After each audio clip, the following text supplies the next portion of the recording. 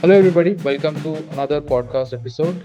This episode is mainly going to be about personal branding, entrepreneurship, and how this world empowers by GenAI mainly.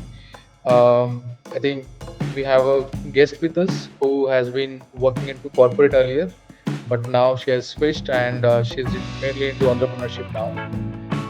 What her entrepreneurship journey looks like, what are her experiences. Maybe we'll try to deep dive into that and we'll try to get some good insights, good learning from her experience, as well as how the whole journey is empowered by GenAI tools.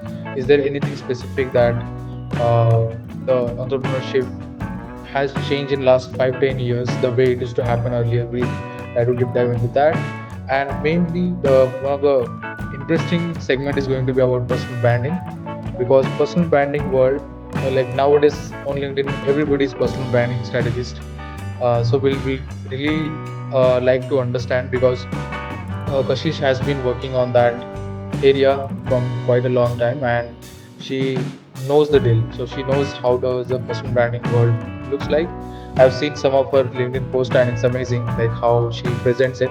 So we will try to understand from her about that as well. And with that, Kashish, I'll just leave it to you for your introduction maybe. Thank you so much for those wonderful words. That's honestly very kind of you. Um, Personal branding has, I think, become really important over the days. If you see LinkedIn, there are people who are talking about their journey. There are people who want to talk about their journey, but uh, they don't get enough time, or they are too busy in their lives to honestly do that by themselves. And that's where personal branding strategists come in, where they help you talk about your journey, talk about your story online. And really excited for this podcast. And let's see how this goes. With that, maybe let's get into the first question of this podcast, which is like I know from beginning that you have been working into corporate, and there was a moment where you thought that okay, corporate is not something I will continue with, and I'll rather go with the entrepreneurship journey. We would like to understand like what was that moment, what was your thinking behind that, like that made you switch from corporate into entrepreneurship. Yeah, so basically, I was into corporate, and then I decided to do my master's in marketing from Warwick, UK. And while I was studying there, I realized that maybe doing a job somewhere is not something that I want to do for the rest of my life. I have always, I've been born and brought up in a business family. I've seen my father get up every day and go to business. I've seen him talk to people. I've seen him talk to a lot of his clients, and I think that's where my interest grew in entrepreneurship in general. And while I was in London, I got the opportunity to basically introspect and really ask myself what is it that I really want to do. And when I did that, when I sat with myself for like a couple of days, I realized that entrepreneurship and business is something that really excites me. There's a lot of risk. There are a lot of big decisions that you make, and it's only you who's responsible for that. But I think that's part and parcel of entrepreneurship, and that's when I realized that if this is something that I really want to do, then this is the right time to take that decision. And that's why I came back to India, joined my family business, started LinkedIn, started personal branding for my clients, and it's been going good. Amazing. I think that's quite a journey from corporate into entrepreneurship. And uh, just about entrepreneurship, I think I also do kind of similar stuff behind my corporate job and this content creation work. And I can tell you one thing that entrepreneurship has, like, people have romanticized the term entrepreneurship, that they feel मैं boss बन जाऊंगा या boss बन जाऊंगी and then everything is easy after that. It is in fact ulta, exactly opposite of that.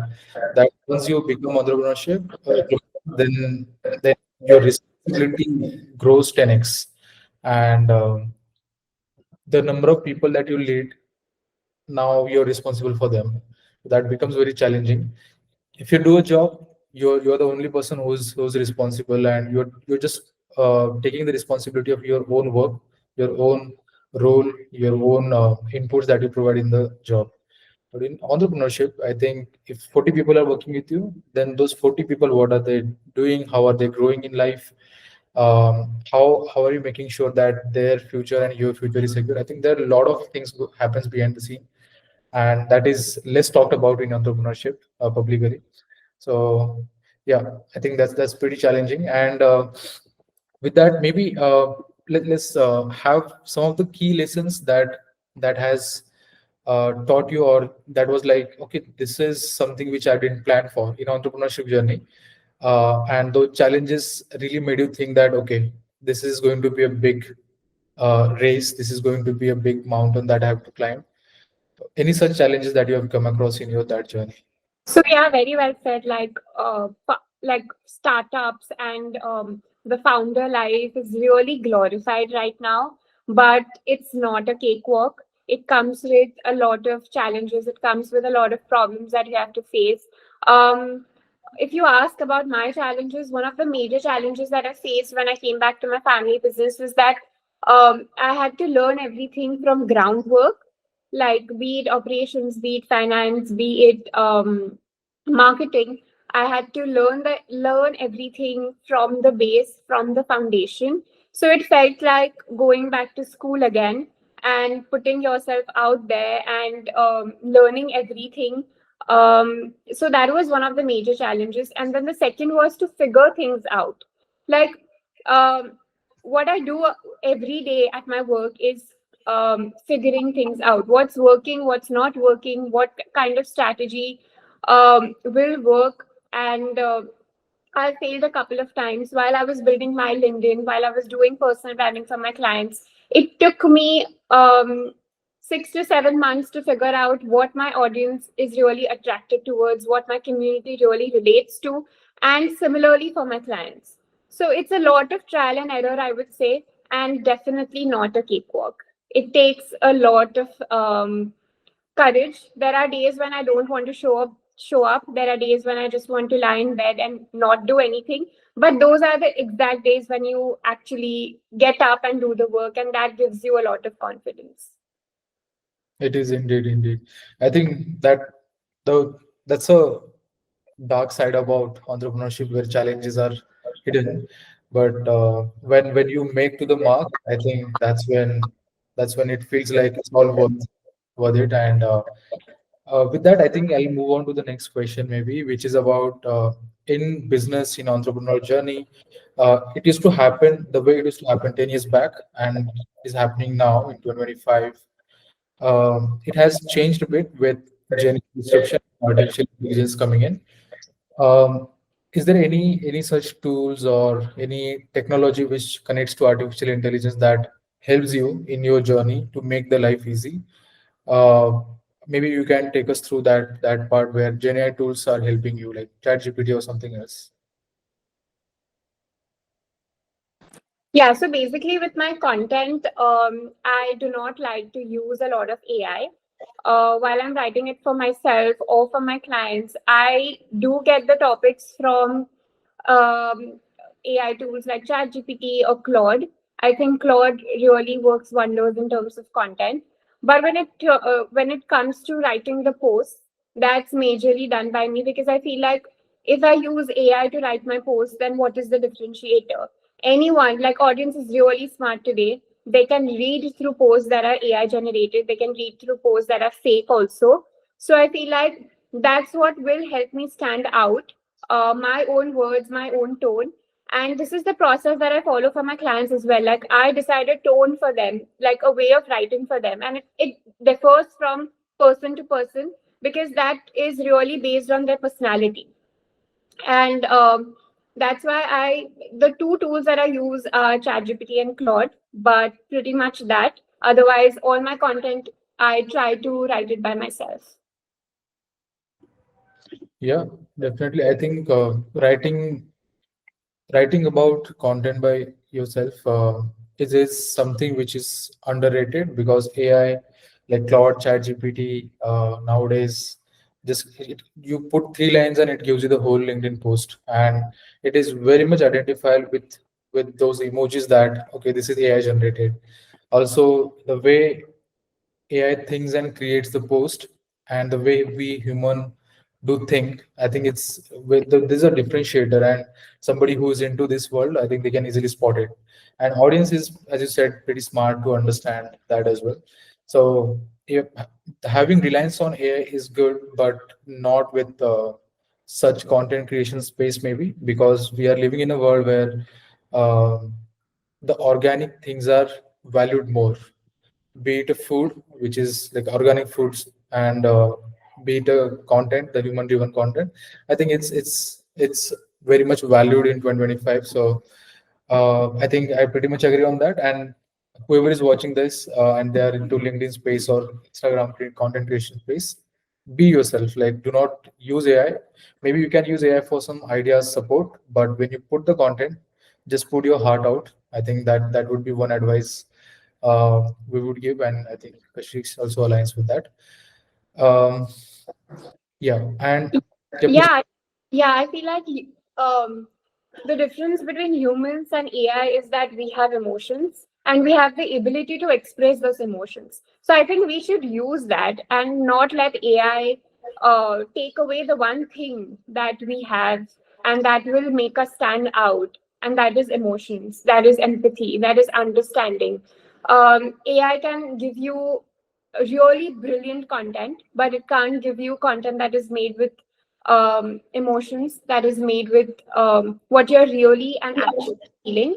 And I think that's what made me and my journey on LinkedIn really easy, I would say, because I was always honest, I was always authentic. I've never said anything that I did not believe in, or never said anything that was not, that didn't happen in my life. And that's why I think people related, people related with my journey. And same goes with my clients, same goes with really amazing content writers and content creators on LinkedIn or on Instagram.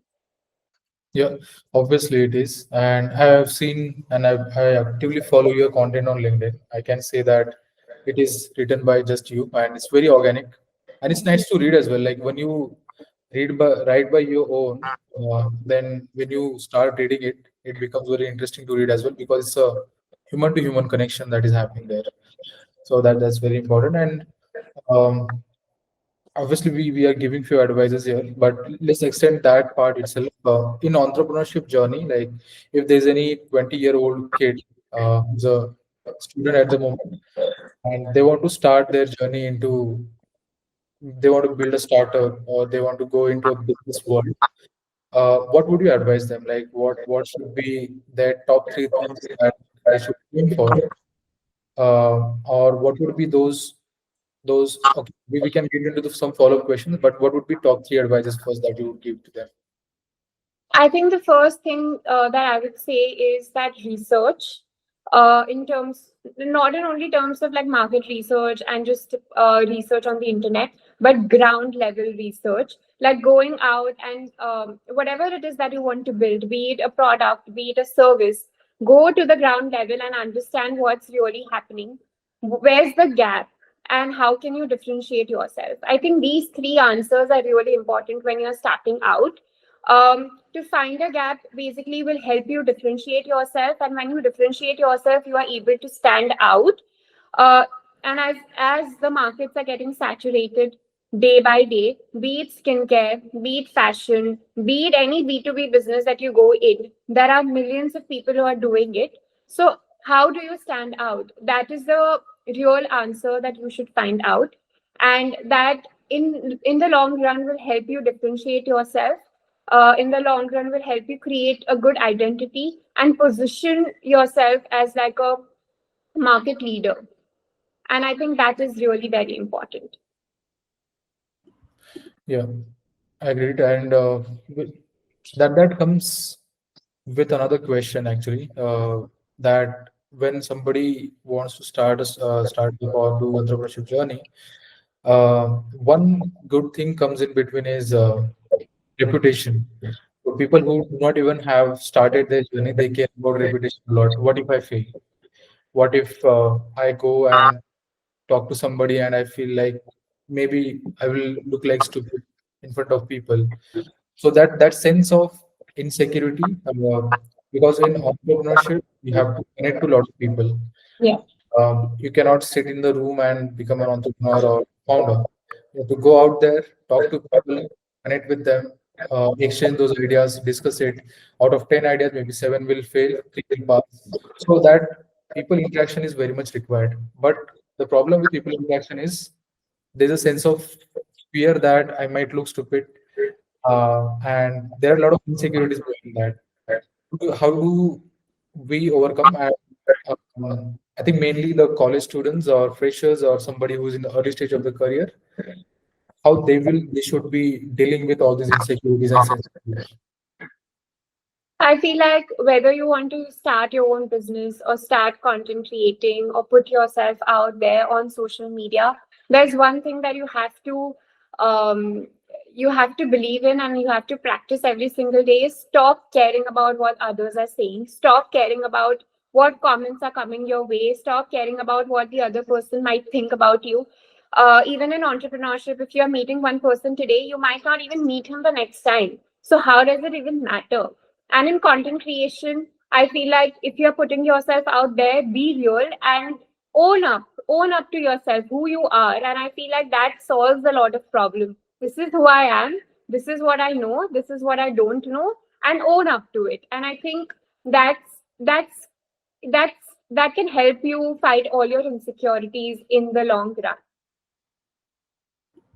Yeah, definitely. And I think वो हिंदी में कहते हैं ना कि कुछ तो लोग कहेंगे लोगों का काम है कहना. I think that pretty much applies here, that people will just talk rubbish sometimes. They will talk bad. They will be bad mouthing about yourself, but ignore that and try to focus on what do you want in life. And Yeah. that oftenly that works.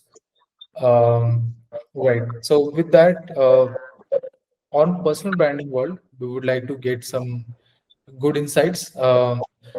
You start this journey? First of all, let's start with that. And once you started it, what were the challenges? If somebody wants to, and why personal branding is important today in 2025? All right. So for my personal take, when I started LinkedIn, I actually wanted to start it way before I even went for my master's, but I was not able to. I would always procrastinate. I would always think that maybe next time, if I go to this event, I will post about that event. And once I came back and I had a lot of time to think about it, a lot of time to process it. I finally made a post, and without thinking anything, I just published it. And the response that I got actually really pushed me to do it even more. Secondly, I read a lot of posts from like really good creators on LinkedIn. I saw what's their journey been. I saw that they also did not get a lot of engagement in the first post, in first couple of posts as well, but they kept going. And I think that's the key. To first first thing is that you start. uh, you don't have to wait for your post to be perfect. You just need to hit publish. You can talk about your journey. You can talk about anything that happened to you, any anecdote in your life that you really feel about, and just hit publish. And I feel like that starts your journey. Secondly, learning what's working and what's not working. I think it's really important. You can read through posts of a lot of creators on LinkedIn. You can read through the guides they give, the advices that they give through their journey, and try to apply it in your own journey, in your own content creation. And I feel like a lot of trial and error will help you figure out what's working and what's not working for you and your community. And you don't have to find, and this is one thing that I tell a lot of people who come to me when they want to start LinkedIn, is that you don't have to find a niche right away. Yeah. You can start talking about anything and everything that you can think about, anything that you really feel strongly about. And once you do it for a couple of days, a couple of months, you you are going to find a niche by yourself. Your audience is going to tell you that, okay, this is what we really like about you, and that becomes your niche.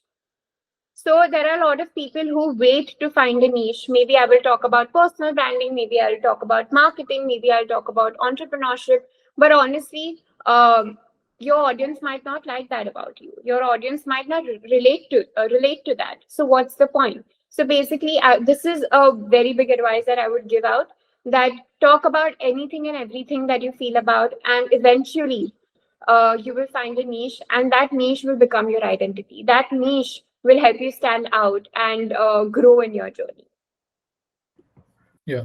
And how does AI help in this whole personal branding space, where be it a content creation and posting? Should anybody use any AI automated workflows which are already available there, not for creation, but at least for publishing? And anything like that that you do make use of, or you would suggest somebody who's aspiring LinkedIn creator or personal branding strategist they can use? Yeah, so basically, uh, the idea is to keep your process very simple. The more you complicate it, the more you'll be stuck in figuring out how do you want to actually go about it. So you can use LinkedIn. LinkedIn gives you the platform to schedule your posts. You can use that. There are a lot of, as you said, there are a lot of apps available or softwares available that help you schedule your posts and automate it, and also help you write those posts. But I feel like having a simple system, a simple process is much more helpful in the long run. Like for example, for me, I bulk write my posts before the week starts, and then I schedule it accordingly. Um, and that has really helped me a lot, because for me this works, it might not work for you. So the main thing here is to find a process, to find a system that actually is going to help you stick to it. Because I was writing bulk content before the week started, I did not have to worry about, okay, the post is not ready for Tuesday or the post is not ready for Thursday, because I had all the content bulk prepared and scheduled. And I think simplifying the process is the key in content creation. Do not overcomplicate it. Do not use hundreds of tools available. Tools are here to help you and not overcomplicate the process. And I feel like that's where a lot of people go wrong, when they try to inculcate tools that are not even uh, helping them, not even simplifying the process. So I would really abide by this and vouch for this thing, that always simplify, always create content and schedule it. Whatever tools that you want to use doesn't matter, but stick to it and be consistent enough. Yeah, great. I think content creation with AI workflows is definitely going to push, but not that important. I think more important thing is what are you creating and how you're publishing it. And there's a very good method in science and tech world, because I'm a techie. I come from a really tech background. So in our world as well, if there are like a lot of complex problems we have, always go with the simple one, because that's going to help you a lot. And we call it as KISS method, KISS, keep it simple, stupid. And that method is something that techies or scientists or anybody who has multiple problems to solve, or the same problem can be solved with multiple solutions. Go with Yeah, one. I think that always works, and that applies to this world as well. Or I think in general, any world, if you have a problem with 100 solutions, go with the simple one first. yeah. I pretty much agree to that thing. And with that, like, what is a in personal branding world itself, what is the biggest misconception at the moment people do have?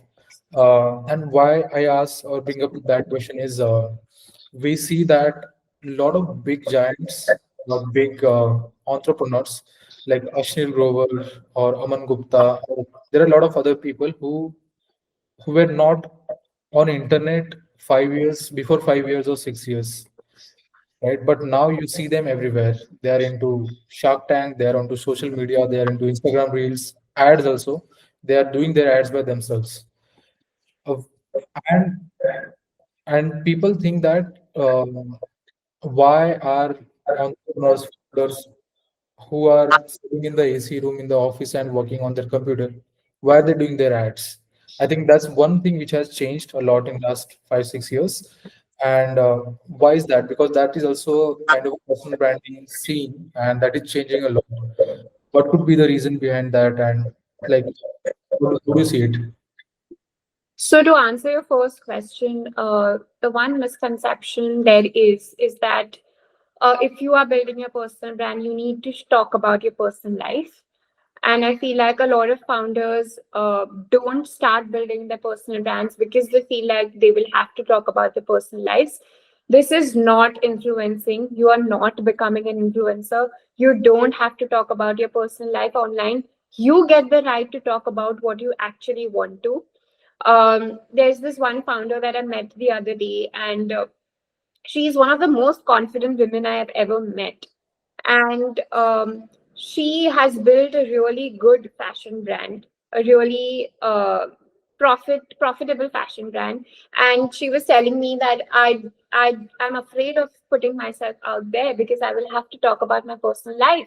And that's when I realized that there are a lot of founders and entrepreneurs who do not start building their personal brand because they think that they will have to talk about their personal life. So Yeah. I would like to burst this myth that no, you don't have to talk about your personal life. There are so many personal brands that are built only by talking about business, only by talking about the challenges they face, only by talking about the mistakes they've made. And that is one of the things that we really need to talk about. And what was the second question? Sorry. Yeah, so I think second question is kind of connected to the first one itself. We see that that was a misconception 5 6 years back, that founders cannot be marketers or advisors. But what happened now is a lot of big entrepreneurs in the Indian world, called Yeah.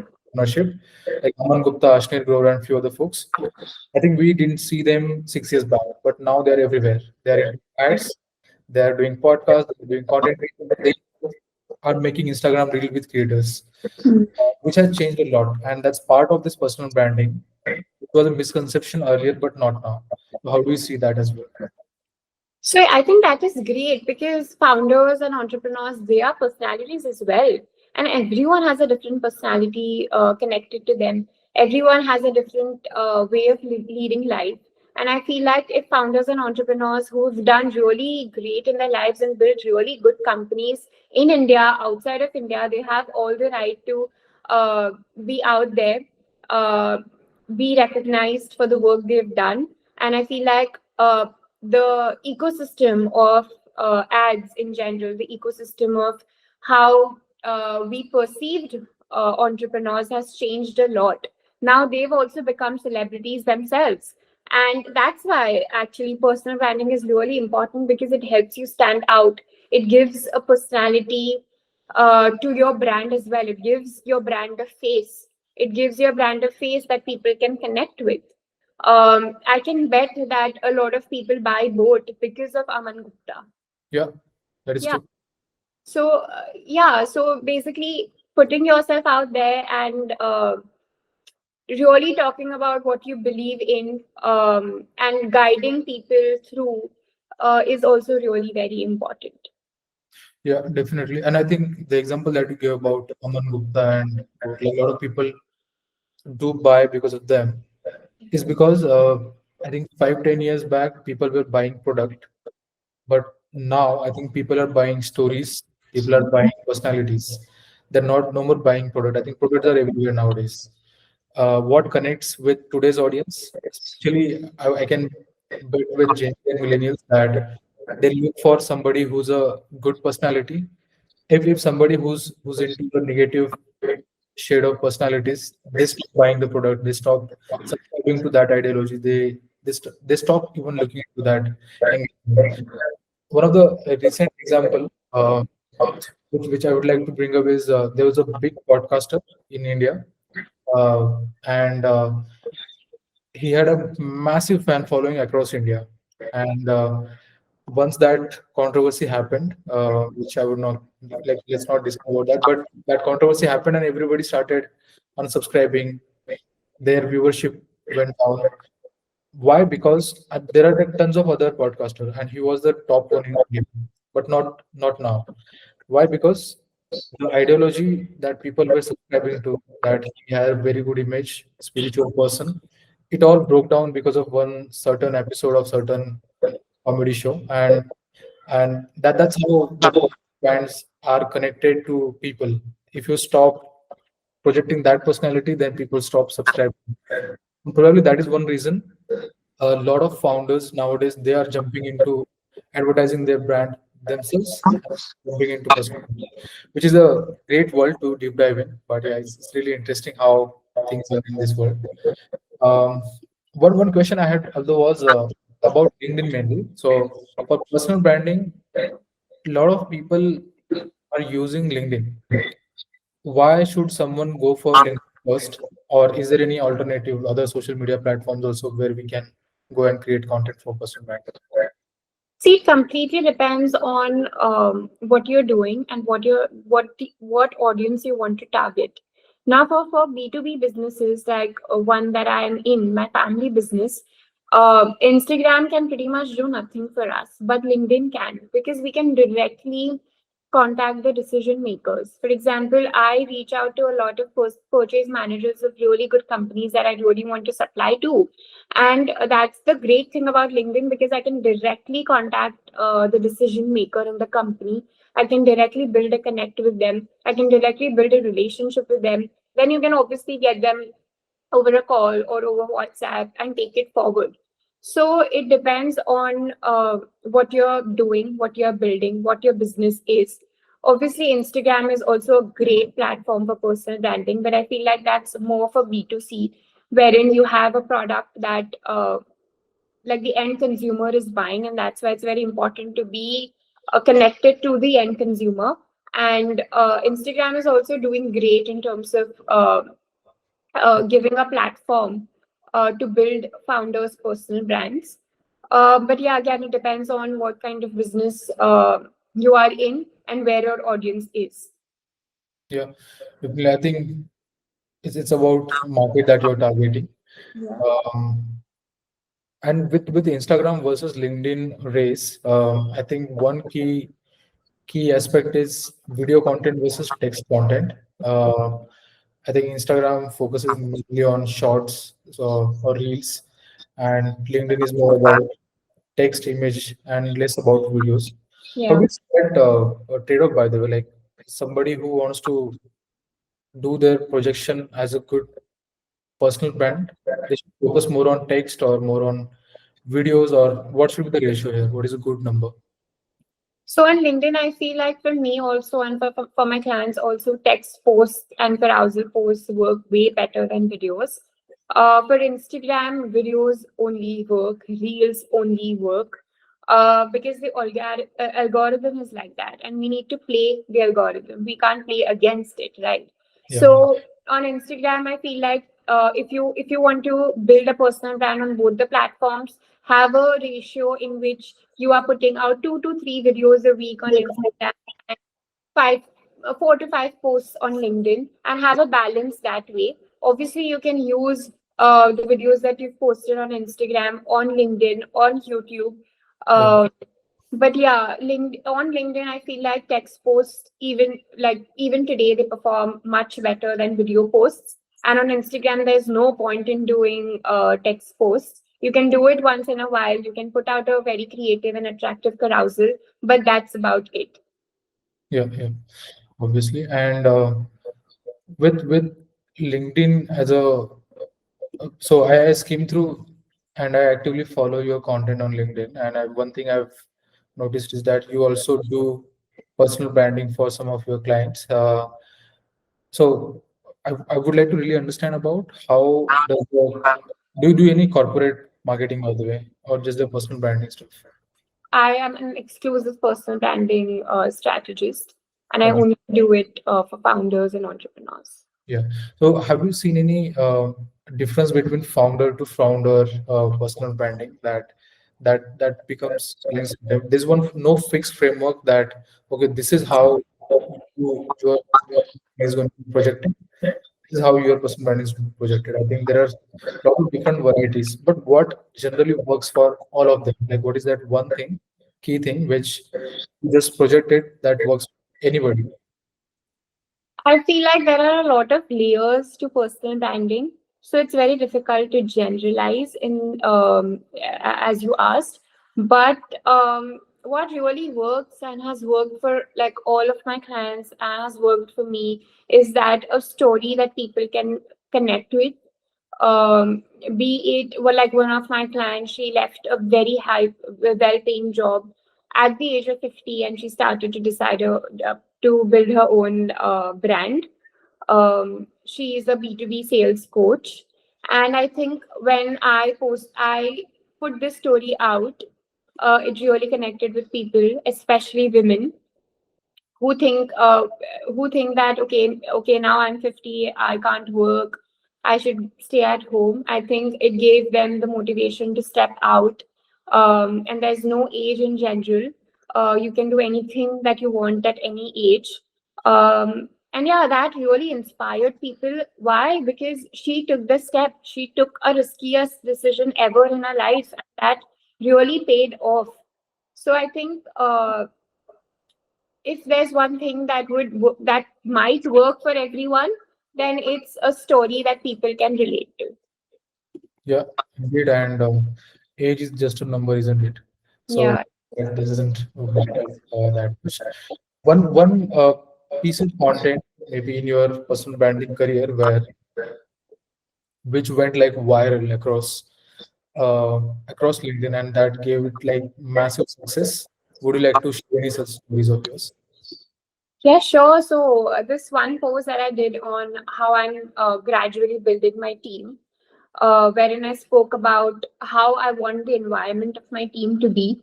Um, I I spoke about things like I don't want a toxic environment. I want a healthy environment. I'm not trying to be a boss. I'm not trying to be a leader. I myself am 25-year-old trying to figure things out. I don't have anything figured out. How do I become the boss? But in general, the essence of the post was that I want to build an environment where everyone has the right to say, everyone gets the equal opportunity to speak up, irrespective of the role. Um, and also, like, if they have an answer, I might not have the answer the right away, but I have the ability, I at least have the capability to find the answer and give it to them. I know if they come to me for some help, I will help them, but I also know when to let them help themselves. So yeah, all of these things. I'm not surprised that it worked really well because I genuinely put out what I'm trying to build. Um, and this comes from the experiences that I've had in life. Like I've worked in very toxic environment, I've worked in a very good environment, and I've learned from it. I know what a toxic environment can do to you and your mental health, and I know what a good working environment can do to you. It can generate so many good ideas that you don't even know that you are capable of generating.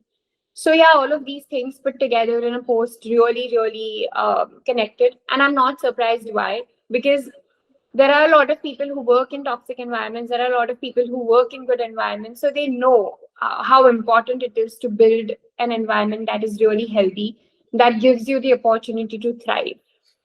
Yeah, and I have read that post as well. Yeah, Really good, and it was very connecting because I also work in corporate, so no surprises, it is toxic. yeah, So I think it was really good, and glad that it made there that post made there. With that, I think just on the common point from this last months of yours, there are certain challenges because I've worked in corporate for the last 10 years, and I see that all of us have number of challenges to work in a corporate environment. Sometimes it's toxic. Sometimes it is amazing to work, go to the office. Like we look forward to go to the office. But sometimes it's like it's getting a lot of toxic it, so I would rather avoid it and I'll start my stuff. Um, Having said that, everybody has their own challenges.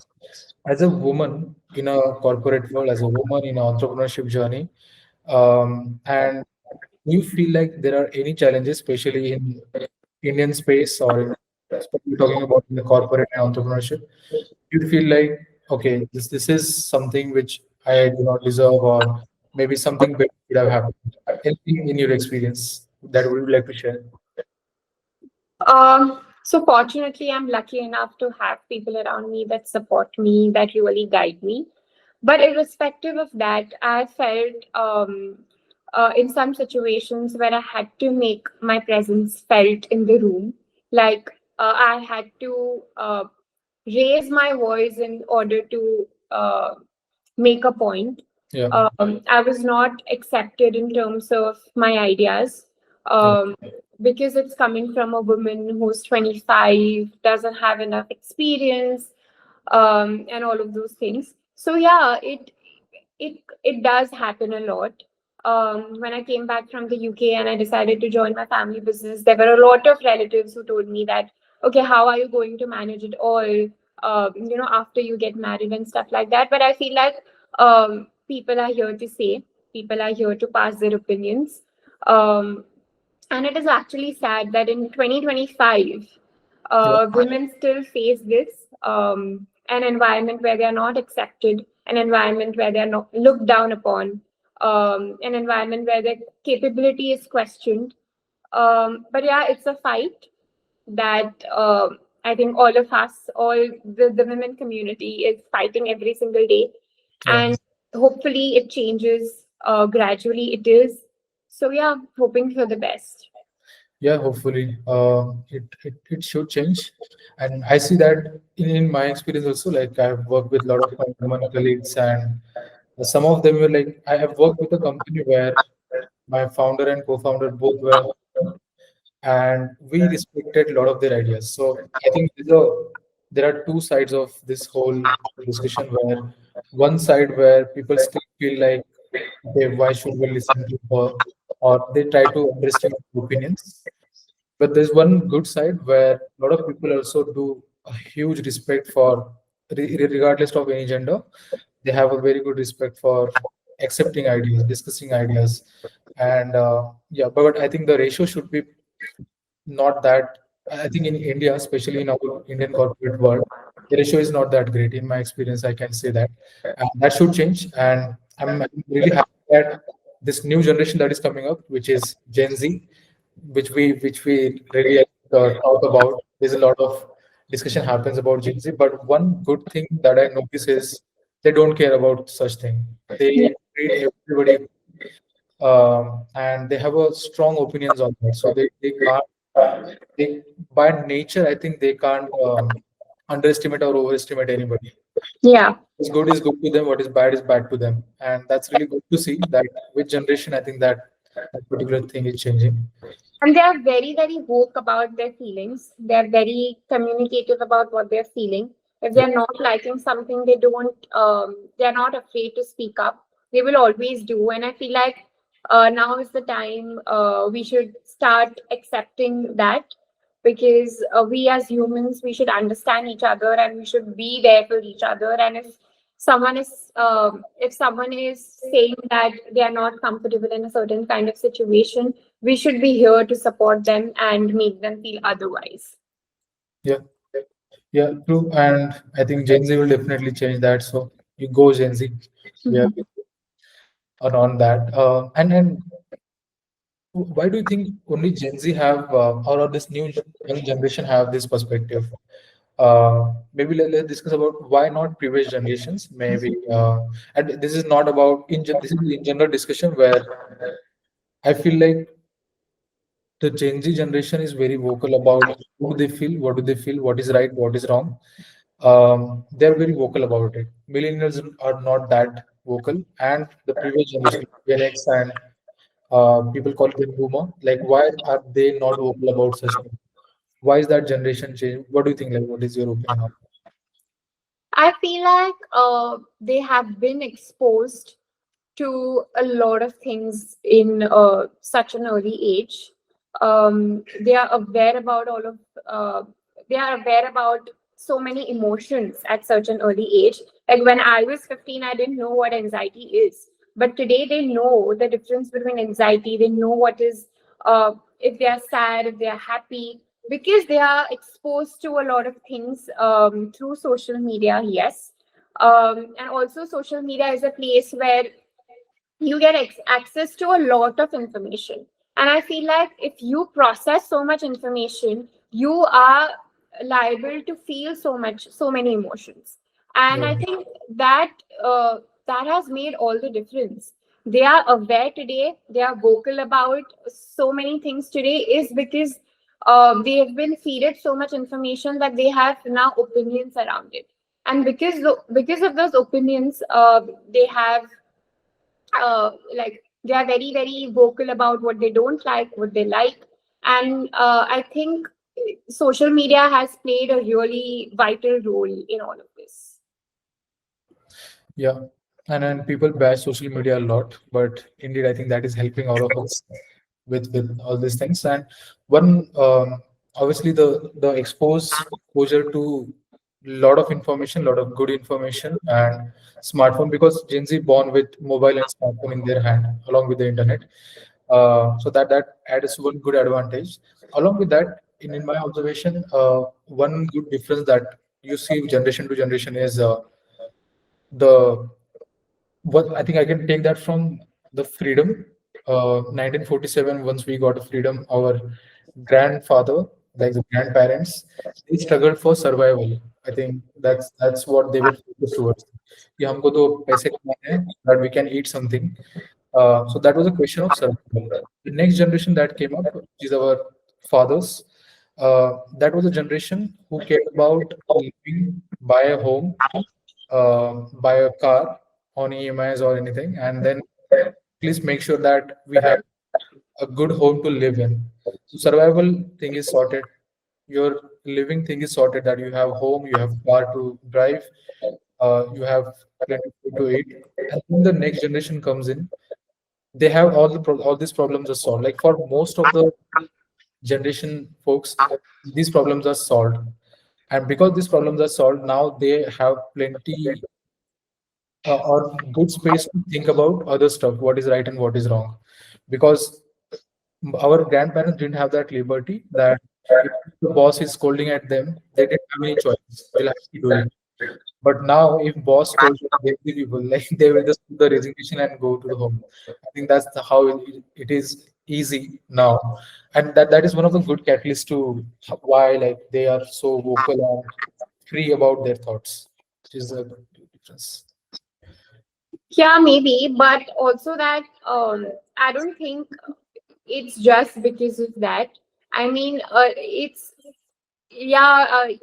There are a lot of Gen Zs who've come who are vocal about their feelings even when they uh, don't have a proper home to stay in, or they don't have they are worried about to pay their rent, their parents are not so well to do. So I think this is and it also comes with having Gen Z friends. Like you are being in an environment that's continuously talking about what's happening in the world, what are your opinions on things happening. And I feel like that continuously makes you aware, woke, that also gives you opinions in your head, that also helps you differentiate between and dissect between what's wrong, what's right, and stuff like that. Yeah, obviously, I think that is another good, important aspect of how things are in today's generation, and I'm glad you highlighted it as well. Any so any books that or resources that you would advise today's generation to look into to succeed in entrepreneurship or maybe personal branding world? Any good resources, any books that you can recommend to them? Yeah, so there are plenty of resources available. You just have to type it on Google and you will get like hundreds of links and so many free resources as well. But Nikhil Kamath's What the WTF podcast, I Yeah. feel like that's amazing because it's a conversation. And when you listen to a conversation, there are so many things that you can take away. They are talking about different industries, they are talking about different ways of working, different ways of building and doing entrepreneurship in today's day and age. And because it's not like a Q&A and it's a conversation, there are a lot of takeaways, hidden meanings in stuff that they say. So yeah, I would definitely recommend the podcast. I really, really enjoy it. Even if it's so long, I make sure that I listen to it. Uh, but yeah, it's really fun, and it motivates me because it tells me that, oh my god, there are so many people out there doing so many good things, and maybe we should also do that. So it's a great source of motivation, great source of information, a really good practical insights into what's happening in the business world. Yeah, and I also like obsessively watch his podcast. And Nikhil Kamath is really good at making his point. I'll also pull the content from the guest. He's really good at that. So those conversations are really important. Even I would encourage everybody to watch that. I mean, he pulled Prime Minister as guest. So I Yeah. think there's something in it that is really worth it to watch. And very interesting conversation, guys. You can't miss those. Anything apart from that? Sorry, so there are a lot of LinkedIn content creators that I would um, like really suggest. Like there is one called as Matt Baker.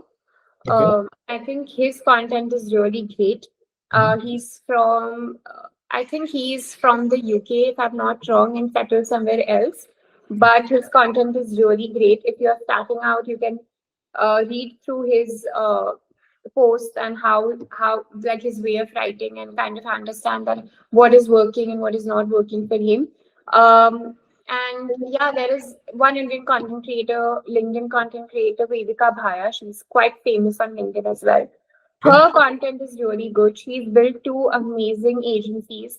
Um, and her content really inspires me. So I hope it will inspire other people also. Definitely. I think these are two content creators that you named. I haven't seen, but I'll definitely give it a watch, or if they have any podcasts, I'll definitely listen to that as well. And I'd encourage everybody to have a look at these creators as well. Looks interesting. And Yep. with that, we enter into the rapid fire round, which is the last segment of this whole episode, Kashish. I'm ready for that. Very excited and quite nervous as well. All right. So there are some questions I have kept it hidden, and there are some questions which I think are in general being discussed. And very popular question I always start with is, what's your favorite, LinkedIn or Instagram? LinkedIn, any day. I think nowadays all my guests are just going it with LinkedIn, and they're fed up with Instagram because Instagram has been a very the platform where this short span of time of people, the people who have short span of Attention, yeah. attention, then they go for that. So Instagram is less talked about nowadays. To make a content viral, what do you feel like the content is should be there or quality should be there? Consistency, quality, any See. day. So consistency with quality or just consistency? No, no, quantity, like consistency. You have to be consistent. Even if your posts are imperfect, it's okay. Just hit publish. Amazing. I think that's a very good advice. Consistency is the key in any social media platform, guys. So yeah, Yeah. that's a very good. You have chai or coffee? Coffee. You're a coffee person as well. Yeah, same here. And Hollywood or Bollywood? What kind of content do you prefer? Oh my God, that's tough. I am here for like Y2K Bollywood movies, 2000 Bollywood movies like Kabhi Khushi Kabhi Gum and stuff like that. But Yeah. apart from that, Hollywood. With that, next question is Shah Rukh or Salman? No one. No Khans. No fans. No. What Kapoor's? Kapoor's? Yeah, maybe Ranbir Kapoor. Ranbir Kapoor. Yeah, I think Kapoor wins here. In influencer marketing, do you feel like authenticity should be there or overrated content should be there? Authenticity. Any day, authenticity is winning today and it always will. India or abroad? What do you like? India.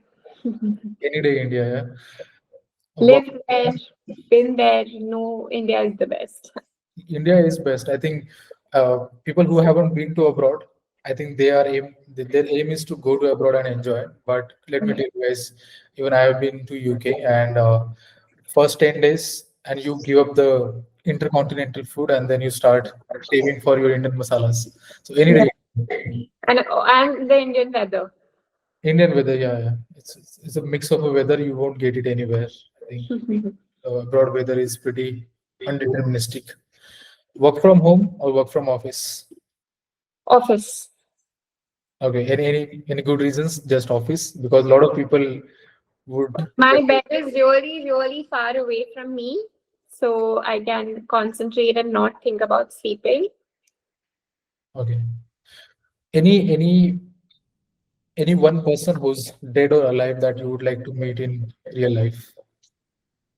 Mm, I would like to meet JLo. Jennifer Lopez. Yeah. Yeah, she's really good. Mm. And in in in the world of motivation, who do you prefer? Like, is there anybody like Sandeep Maheshwari is a good name in India? In the world, who's your strongest motivation? I don't follow a lot of motivators in general, um, but I really get inspired from people who are doing it every single day, waking up and doing it without excuses. I really get inspired from such people. Okay. Cricket or football? Cricket, cricket fan. Who's your favorite cricketer? Shubman Gill, Virat Kohli. I think yes, of course. Virat Kohli, Shubman Gill. I can see nowadays there's a lot of fan following increasing for Shubman Gill. Yeah. Virat is absolute legend, so no question there. Any dream collaboration that you have in your mind in entrepreneurship or in content space in personal branding work, where you want to collaborate with this personality? I would love to collaborate with Deepak Khosla. She's the founder of Indie Wild. Yeah. I love the products and no better collaboration for me. And I'm really inspired from her. I started my content creation, I think, because of her. So yeah, Deepak Khosla for sure. Deepak Khosla, right? Yeah. There's one more guy named as Deepak Khosla. No, no, this is Deepak Khosla. She's the founder of a brand called Indie Wild. Okay. Yeah, maybe I'll have a look. Uh, Yeah. and in entrepreneurship world, like bootstrapping or funding, like what do you prefer? Bootstrapping. Bootstrapping. Okay, amazing. And with this, my content, the rapid fire round is also over now, Kashish. And before we wrap, I think first I would like to say that it was a very interesting conversation. We talked, I think it's been 1 hour now, and it didn't feel like 1 hour. We have talked a lot about entrepreneurship journey. Mainly, I think personal branding conversation we did a lot. Yeah. The GenAI conversation, the Gen Z world, and it was a really good insight. It was nice talking to you. Thank you for this opportunity that you gave us. And any closing remarks that you would like to give? I think I would like to say this one thing that if you are starting out, if you're experimenting, if you're figuring out what to do in your life, be agile. I think this is one of the greatest advice that I received, and I would like to pass it on. Try something. It's okay if you fail at it, but if you fail at it, pivot and do something else. Try something else. This is your life. You are allowed to experiment. I have experimented so much in my life. I've switched so many fields. And today, if I'm sure about what I'm doing, is because I experimented so much. So, yeah, this is what I would like to say at the end. And I really strongly feel about this. It changed my life. So, I hope it can do to you also. Yeah, definitely. And that's really inspiring, Kashish. Thank you for those closing remarks. And thank you again. Thank you very much for this collaboration. Thank you so much for having me. It was really fun. I was able to and give a lot. So yeah, thank you so much for having me. A very, very good conversation. Thank you. And Anybody like who is watching this episode, feel free to jump into Kashish's LinkedIn. We'll share the link in the conversation in the description as well. And jump, and you can't miss her LinkedIn post, guys. Go definitely. Thank you, Kashish. Thank you for your time. Have a great day. Bye bye. Thank you so much. Bye.